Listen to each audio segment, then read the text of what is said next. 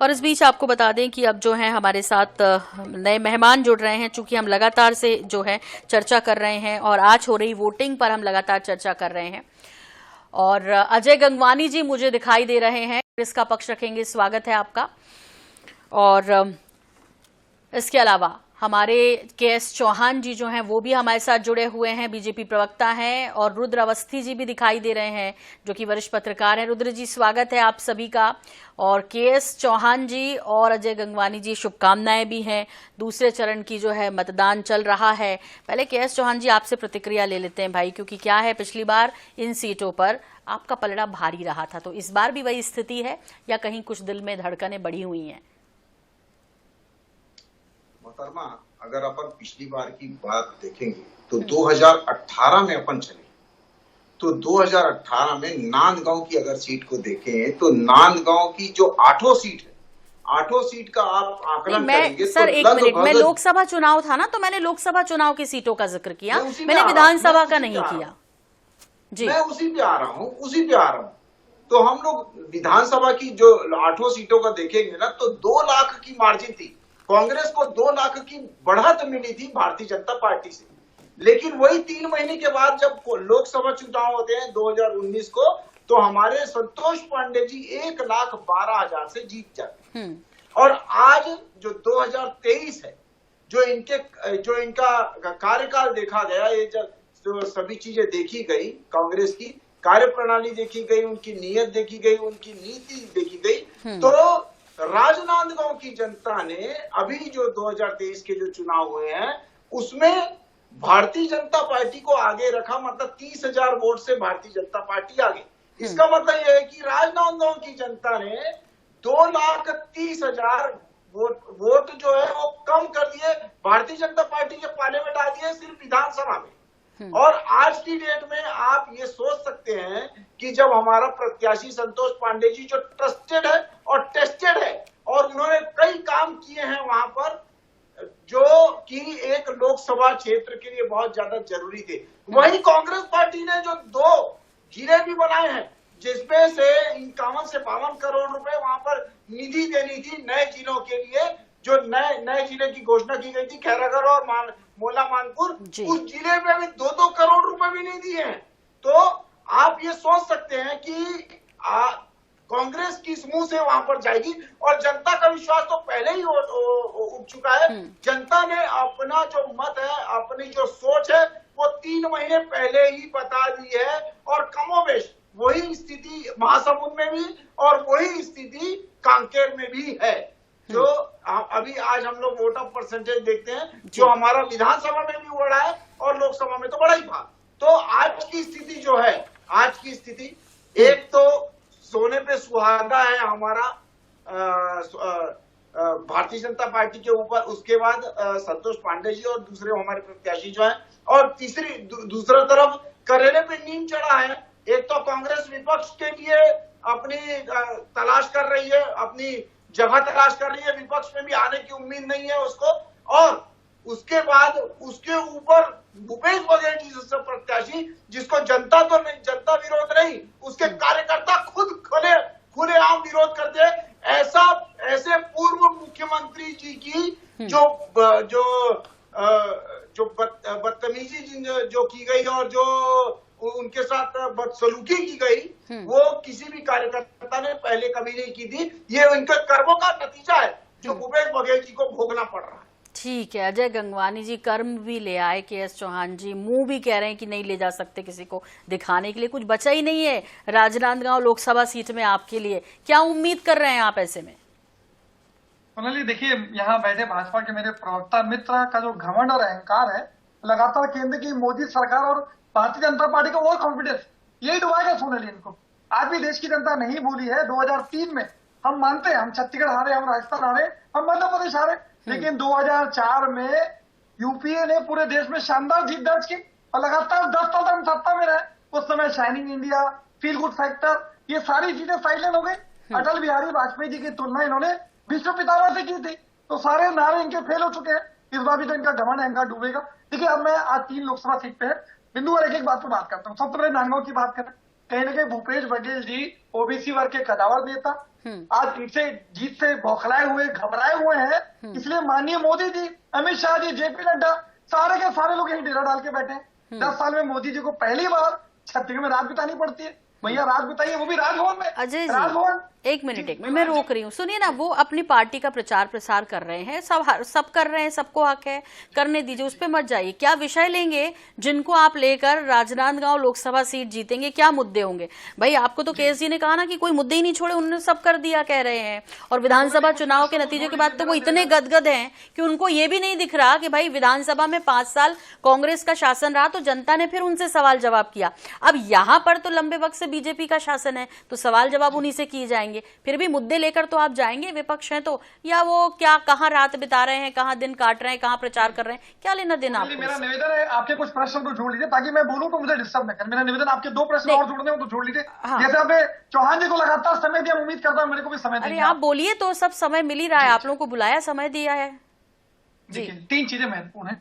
आज ये कहीं ना कहीं जो चुनाव है वो हमारी 5 न्याय, 25 गारंटी, 10,000 किलोमीटर की भारत जोड़ो भारत न्याय यात्रा वर्सेस 10 साल की मोदी सरकार की असफलता है, 10 साल की मोदी सरकार की जुमलेबाजी और 10 साल का जो अत्याचार है उसके खिलाफ है। देखिए महत्वपूर्ण बात, आप मुद्दे की बात कर रहे हैं। क्या 15 लाख आ गए? क्या 2 करोड़ रोजगार मिल गए? क्या 2022 तक किसानों की आय दुगनी हो गई? क्या 100 दिन में महंगाई कम हो गई? क्या स्वामीनाथन की रिपोर्ट लागू हो गई? क्या बुलेट ट्रेन चालू हो गई? क्या पार्टी लेन इकोनॉमी बन गई? क्या स्मार्ट सिटी बन गई? क्या रुपए का मूल्य नियंत्रित हो गया?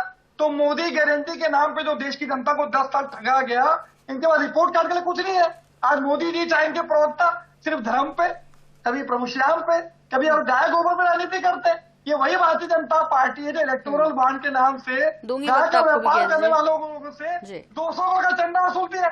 ये कोविड काल में वैक्सीन बनाने वाली कंपनी से 50 करोड़ का चंदा वसूलती है। चंदा दो धंधा दो करने वाली पार्टी जो भारतीय जनता पार्टी का नाम बदल के भ्रष्टाचारी जुटाऊ पार्टी करना चाहिए। आज इंडियन एक्सप्रेस का आर्टिकल देखिए सोनल जी, 25 में से 23 नेता जिनपे ईडी आई थी, सीबीआई की कार्रवाई चली थी, ये 23 नेता भारतीय जनता पार्टी में शामिल हो जाते हैं। तो ये क्या चरित्र है इनका? दूसरा सबसे महत्वपूर्ण बात, आज नांदगांव की बात कर रहे हैं, 3 चीजें महत्वपूर्ण है। आज भूपेश बघेल जी जहां जहां नांदगांव में सभा के लिए जा रहे हैं, आज उनसे पूछ रहे जनता से, क्या भैया संतोष पांडे 5 साल में दिखे?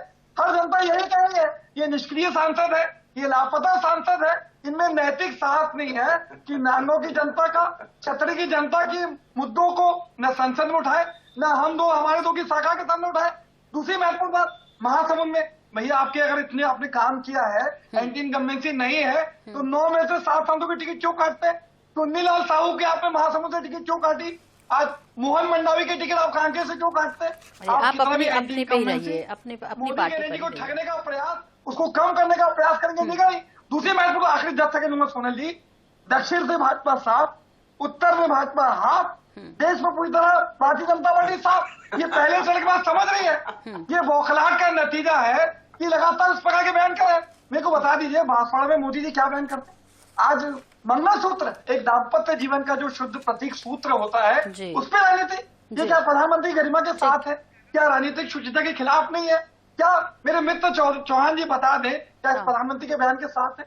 हमारे घोषणा पत्र के 50 पन्नों में एक बार भी मुसलमान शब्द का प्रयोग नहीं है। आज माननीय मनमोहन सिंह जी ने कहा था कि देश के संसाधन, देश की संपत्ति पे SC, ST, OBC, महिला, युवा हर को मिलना चाहिए। क्या ये गलत है? आज देश के किसान क्या है 27 रुपए, इनके पूंजीपति मित्र क्या है? अब क्या गलत है क्या सही है वो तो जनता बता रही है ना, पोलिंग बूथों तक जाकर वो अपना मत जो है वो अपने प्रतिनिधि को दे रही है। ठीक है रुद्र जी, मैं आपका रुख कर रही हूँ और आपसे समझना चाह रहे हैं दरअसल कि देखिए केएस चौहान जी ने अपनी बात कह ली, वो कॉन्फिडेंस में नजर आ रहे हैं, फुल हो भी क्यों ना छत्तीसगढ़ में तो जिस तरह से नतीजे आए अभी विधानसभा चुनाव में, फिर उसके बाद जिन सीटों पर आज चुनाव हो रहा है वहां तो पहले से ही थे वो। अब ऐसे में अजय गंगवानी जी के अपने मुद्दे ठीक है, लेकिन 2024 की बात करें तो वाकई में पूरे देश भर में यदि बात की जाए तो वो कौन से मुद्दे हैं जिन पर आज जो है जनता पोलिंग बूथों तक जा रही है और अपना मत डाल रही है अपने जहन में रख के उन मुद्दों को। रुद्र अवस्थी जी क्या सोच रहे हैं इस विषय में? क्योंकि देखिए जैसे जैसे हर बार ये देखा है, जैसे ही मतदान का दिन नजदीक आता है फिर वही धर्म, जाति और उसके बाद तो न जाने किसका जिक्र कर रहे थे, मंगलसूत्र की बात कर रहे हैं, विरासत टैक्स की सैम पित्रोदा जी ने क्या बोला, उसके बाद तो पूरा विषय ही बदल गया। रुद्र जी क्या समझ रहे हैं? जी देखिए, अगर इस चुनाव की बात करें तो जिन मुद्दों की बात आपने अपने सवाल के आखिरी दौर में कही है जी, ये चर्चाओं में तो है, मीडिया में भी चर्चा में है, लेकिन अगर मैं बात करूं कि छत्तीसगढ़ के लोकसभा क्षेत्रों में जहां कुछ जगहों पे हम लोगों का भी जाना हुआ है, लोगों के बीच बात किए हैं, तो मुद्दों की बात अगर की जाए तो लगता है कि उन्हें इन सबों से बहुत ज्यादा सरोकार नहीं है।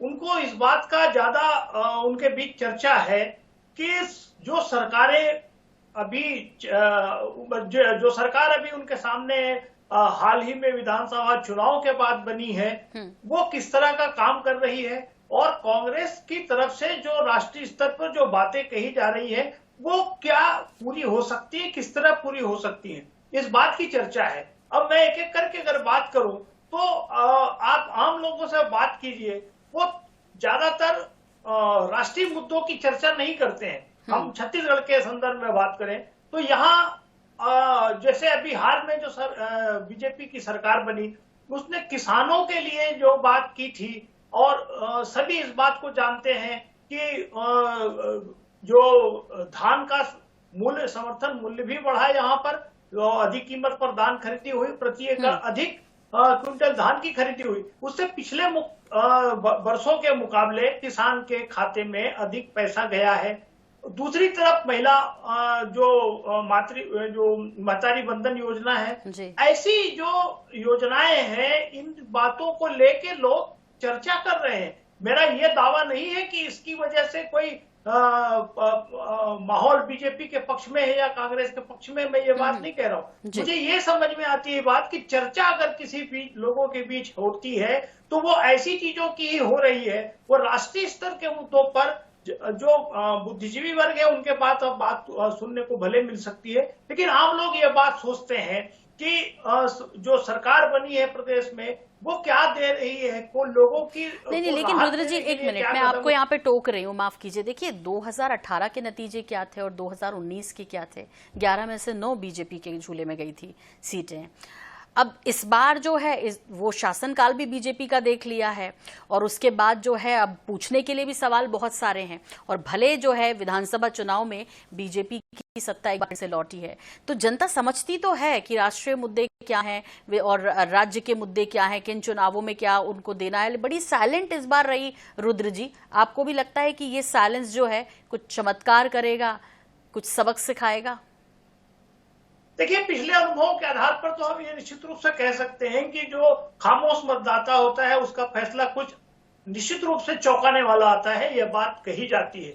लेकिन जो आप क्षेत्रों में जाएंगे, लोगों के बीच बात करेंगे, निश्चित रूप से एक माहौल पहले जिस तरह का हम सबको दिखाई देता था चुनाव का, उस तरह का भी तो नहीं दिखाई दे रहा है। लेकिन फिर भी अगर बात करें तो ज्यादातर लोगों के बीच चर्चा तो इस बात की है कि जो वादे किए जाते हैं वो किस हद तक पूरे होते हैं, इस पर जरूर बात हो रही है। और दूसरी जहां तक बात है कि आपने कहा कि 2018 के चुनाव में जो नतीजे आए थे उसके तुरंत बाद 2019 में लोकसभा के चुनाव हुए और उसमें छत्तीसगढ़ में ही नतीजे बदल गए। वो सभी विधानसभा और लोकसभा चुनाव की परिस्थिति होती है, हम सब जानते हैं। लेकिन इस समय जो राष्ट्रीय स्तर पर भी लोग अगर इस चीज को सोचते हैं, उनके सामने नरेंद्र मोदी जैसा जो चेहरा है वो भी एक अपने आप में मुद्दा दिखाई देता है, जिसको रखते हुए लोग यह भी देख रहे हैं कि विकल्प के रूप में आखिर कौन सी पार्टियां सामने हैं। ये भी एक चर्चा का विषय है। ये बहुत महत्वपूर्ण विषय है। असल में दो मुख्य विपक्षी जो जिनके बीच जो है मुकाबला होता है वो बीजेपी और कांग्रेस तो ही है। हालांकि बहुत सारे लोग अब जुड़ गए हैं आपस में, जो कभी एक दूसरे को पानी पी पी कर कोसा करते थे वो सब अब एक साथ हैं, सब इधर उधर हो गए हैं। के.एस. चौहान जी, आपसे जरूर समझना चाहेंगे, गंगवानी जी चिंता कर रहे थे आपकी पार्टी की, कह रहे थे कि इतने सारे लोगों के बेरहमी से टिकट काटे और उसका परिणाम जो है इनको भुगतना पड़ेगा। तो गंगवानी जी तो चिंता कर रहे हैं, आप चिंता कर रहे हैं कि नहीं कर रहे हैं इस विषय की कि सिर्फ 2 को छोड़ दिया जाए तो 9 के 9 बदले? एक्चुअली गंगवानी जी हमारी इसलिए चिंता कर रहे हैं कि इनकी पार्टी की चिंता करने की तो कोई विषय ही नहीं है, क्योंकि इनके पार्टी का परिणाम इनको बहुत अच्छे से मालूम है।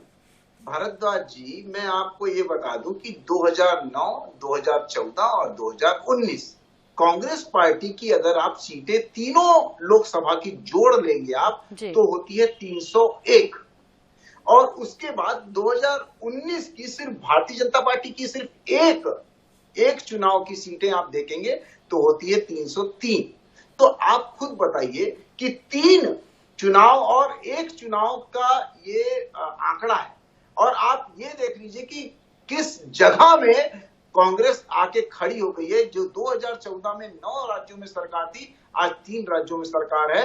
कांग्रेस की पार्टी जस की और बहुत ज्यादा डाउन हो चुकी है। 80,000 नेता कार्यकर्ता उनके वहां से निकल के भारतीय जनता पार्टी में आ गए। दूसरी बात, ये बोल रहे थे ईडीआईटी की, तो ईडीआईटी का थोड़ा सा ज्ञान दुरुस्त कर दूं मैं अपने प्रवक्ता का, कि ईडीआईटी ने जितने भी अभी तक पिछले 10 सालों में गिरफ्तारियां की हैं या केसेस किए हैं, उसमें से सिर्फ 3% ही राजनेताओं के ऊपर किया है, सिर्फ 3%। बाकी 97% जो है वो दूसरे जो भ्रष्टाचार में और लिप्त थे उनको किया गया है। चौथी बात, भारतीय जनता पार्टी नाम की नहीं काम की बात करती है। आज भारतीय जनता पार्टी के ऊपर लोगों ने विश्वास जिताया है, और जो इतनी बड़ी लंबी लिस्ट हमारे साथी प्रवक्ता बता रहे थे कि ये मुद्दे हैं, ये मुद्दे हैं, ये मुद्दे हैं, मैं ये पूछना चाहता हूं साथी प्रवक्ता से कि क्या ये मुद्दे 3 महीने में उजागर हुए हैं या ये 3 महीने में आए हैं? 3 महीने पहले ही जनता ने अपना सभी चीजें बता दी हैं। अपने क्या राजस्थान, मध्य प्रदेश और छत्तीसगढ़ में ये सभी चीजें, ये सभी मुद्दे नहीं थे, दूसरे राज्यों में थे, उसमें भी ये तो मुद्दे थे। वही तो सवाल वहीं से तो शुरू हुआ था कि जब इतना सब कुछ किया है तो फिर डर क्यों था, टिकट काट क्यों दिए, बदल क्यों दिए, वही तो गंगवानी जी पूछना चाह रहे थे। लेकिन गंगवानी जी, रुद्र जी ने जो एक सवाल किया है वो जरूर आपसे पूछा जाएगा, और वो ये कि भाई के.एस. चौहान जी और उनकी पार्टी के पास तो मोदी जी का चेहरा है, आपके पास चेहरे को लेकर वो कह रहे हैं कि लोग थोड़े कंफ्यूज हैं। अब जिस तरह से गठबंधन हुआ INDA का, उसके बाद अब लोग कहने लगे, इवन प्रधानमंत्री जी ने भी अपने कई भाषणों में कहा कि भाई कैसा फॉर्मूला होगा बताइए, बीजेपी की तरफ से तो मैं हूं, इनकी तरफ से कौन है, 1 ईयर 1 PM, ऐसे कुछ चलेगा क्या? बहुत अच्छा प्रश्न। सुनिए जी, मुझे निवेदन है, थोड़ा समय दीजिएगा। देखिए, सबसे बहुत अच्छी बात आपने कही और वरिष्ठ पत्रकार रुद्र जी ने बात कही, मोदी जी के चेहरे पे चुनाव लड़ेंगे। मैं आपको 3 उदाहरण देता हूँ। सबसे महत्वपूर्ण, अमरावती की भारतीय जनता पार्टी की सांसद चुनाव लड़ने वाली नवनीत राणा का बयान सुन लीजिए। वो स्पष्ट रूप से कहती कि देश में मोदी लहर या मोदी जादू जैसी कोई बात नहीं है। अपने कार्यकर्ताओं को स्पष्ट रूप से निर्देशित किया, जनता के बीच जाइए और काम करिए, मोदी के चेहरे पे चुनाव जीतेंगे। पहला उदाहरण, प्रतिष्ठित अखबार इंडियन एक्सप्रेस, उसकी रिपोर्ट में लिखा गया कि 2024 के लोकसभा चुनाव में मोदी जादू जैसी कोई बात नहीं है।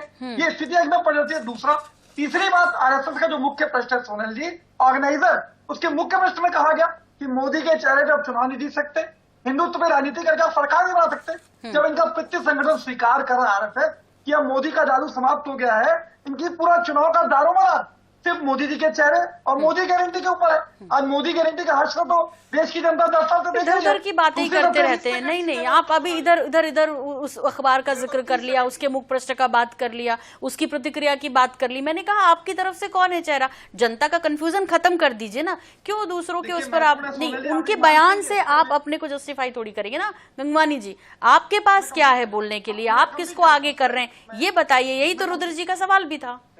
मैं कंप्लीट कर लेता हूँ। मेरे को अच्छी बता दीजिए, अभी भारतीय जनता पार्टी ने छत्तीसगढ़ में चुनाव लड़ा, कौन था मुख्यमंत्री का चेहरा? पूछ लीजिए मेरे मित्र से। आप जो विपक्ष में होते हैं, चुनाव जीतने के बाद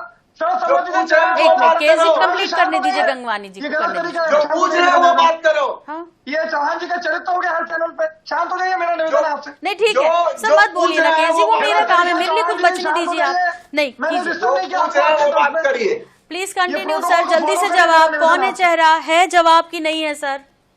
देखिए, बहुत महत्वपूर्ण है। जब इंडिया गठबंधन, अभी देखिए मैं एक और आंकड़ा आपको दे दूं, पिछले बार का जो चुनाव हुआ, इंडिया गठबंधन का पूरा गठबंधन दल मिला के 63% वोट मिले और एनडीए को 37%।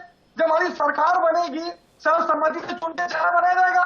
देखिए, मोदी सरकार के नाम पे, मोदी के चेहरे के नाम पे देश की जनता को ठगा क्या? मैं छोटा सा उदाहरण और दे दूं, मैं सबका साथ सबका विकास। मुझे बता दीजिए, क्या 100 दिन में महंगाई कम हुई? ये वादा निभाया उन्होंने। आज 45 साल का रिकॉर्ड टूटता है। क्या देश का विकास है? देश के 27 करोड़ लोग गरीबी रेखा से नीचे धकेल दिए जाते हैं। क्या देश का विकास है? देश में 55 लाख करोड़ से बढ़ के 205 लाख करोड़, क्या देश का विकास है? आज मणिपुर का चुनाव है सोनाली, आज महिला को निवस्त करके घुमाया जाता है। फिर ये न्याय भारत जोड़ो न्याय यात्रा में क्यों आप नहीं, न्याय जोड़ो भारत यात्रा में इतने सारे मुद्दे होने के बाद भी ये सब क्यों नहीं उठाए गए? क्यों जातिगत जनगणना की बात आप लोग करते रहे? ये तमाम राजनीतिक विश्लेषक जो जुड़ रहे हैं हमारे साथ, वो लगातार कह रहे हैं कि मुद्दों को लेकर कहीं इधर उधर भटकते रहे हैं और इसी वजह से शायद जो है विपक्ष से जो उम्मीद जनता कर रही थी वैसा नहीं हो पाया। लेकिन जनता बड़ी साइलेंट रहती है। उसने 2018 में भी नतीजे दिए और 2018 से पहले भी लगातार देने के बाद किस तरह पलटा है गंगवानी जी, आपने भी देखा। और फिर 2023 में उसने अपना पलट दिया जो है अपने अधिकार का इस्तेमाल करते हुए पूरे के पूरे नतीजे। देखना दिलचस्प होगा कि 4 जून को जब नतीजे आएंगे तो क्या कुछ निकल कर आ रहा है सामने। केएस जी, लेकिन बहुत संक्षेप में, चूंकि मुझे जो है कार्यक्रम जो है खत्म करना है और अगले सहयोगी के साथ शुरू करेंगे फिर, लेकिन जल्दी से अपनी प्रतिक्रिया दे दीजिए। भारद्वाज जी, मैं सिर्फ ये बोलना चाहता हूँ कि भारतीय जनता पार्टी सिर्फ अपने काम के ऊपर भरोसा रखती है। जिसने जो 80 करोड़ लोगों को उन्होंने मुफ्त राशन दिया है, 50 करोड़ लोगों का जनधन खाता खोला है, हाँ। 34 करोड़ लोगों का आयुष्मान कार्ड दिया है और 11 करोड़। ठीक है ना, तो फिर मंगलसूत्र पे मत अटकिए ना सर भाषणों में। मंगलसूत्र और हिंदू मुस्लिम मत कीजिए, फिर धर्म की बात मत कीजिए। इतने सारे विषय बोलने के लिए। ठीक है सर, गंगवानी जी प्लीज, मैंने पूरा मौका दिया। रुद्र जी आखिरी कमेंट आपसे बस सर। केएस जी, अब कुछ अपनी रैलियों के लिए बचाइए सर, ये सब नहीं। मैंने सिंपल पूछा है मुद्दे, तो मंगलसूत्र पे क्यों झगड़ रहे हैं? रुद्र जी जल्दी से। जी, मुझे लगता है ये चुनाव हर चुनाव की तरह महत्वपूर्ण है और जो हमारे मतदाता निकल कर आ रहे हैं, जैसे पहले मतदान का जो पहला चरण था उसमें ऐसा लगा था कि उत्साह कम है, रुझान कम है, लेकिन जो दूसरे चरण में लग रहा है, हाँ। मुझे लगता है कि जो लोग हैं वो दिलचस्पी ले रहे हैं और इसमें हिस्सेदारी लेंगे और निश्चित रूप से जैसा दिलचस्प चुनाव है वैसे ही दिलचस्प नतीजे। बिल्कुल, और दिलचस्प नतीजे निकलेंगे 4 जून को, आपको बता दें। लेकिन फिलहाल दिलचस्प चर्चा करने के लिए अजय गंगवानी जी बहुत धन्यवाद। केएस चौहान जी वक्त देने के लिए बहुत शुक्रिया। रुद्र जी आपका भी धन्यवाद। और इसी के साथ आपको बता दें कि लगातार INS 24/7 बना हुआ है, अपडेट आप तक पहुंचा रहा है। पोलिंग बूथों पर लोग पहुंच रहे हैं, मताधिकार का इस्तेमाल कर रहे हैं। आप यदि अब तक नहीं गए तो आपको जरूर जाना चाहिए, ये आपसे हम अपील करते हैं। और अपने प्रत्याशी को चुनिए, अच्छे जनप्रतिनिधि को चुनिए। इसी के साथ सिलसिला लगातार जारी है और आप बने रहिए INS 24/7 के साथ। फिलहाल आपको बता दें कि 13 राज्यों की 88 सीटों पर मतदान चल रहा है, जिसकी हर एक अपडेट हम आप तक पहुंचा रहे हैं। छोटे से ब्रेक के लिए रुक रहे हैं।